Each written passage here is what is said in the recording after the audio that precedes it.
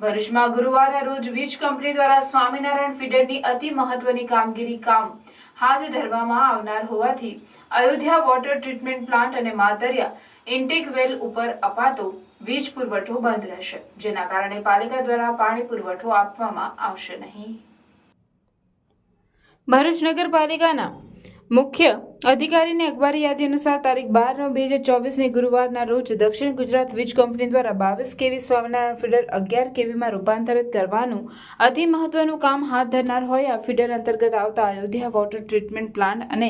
Matariya intake વેલ ઉપર અપાતો વીજ પુરવઠો સવારના 7 થી સાંજના 6 કલાક સુધી બંધ રાખવામાં આવનાર છે, જેના કારણે તારીખ 12/9/2024 ગુરુવારના રોજ સવારના 7 વાગ્યાથી તમામ ટાંકી પરથી અપાતો પાણી પુરવઠો બંધ રહેશે, જેની જાહેર જનતાએ નોંધ લેવા તથા પાણી સંગ્રહ કરી સાચવીને વાપરવા વિનંતી છે। તારીખ 13/9/2024 શુક્રવારના રોજ તમામ વિસ્તારમાં રાબેતા મુજબ પાણી પુરવઠો મળશે।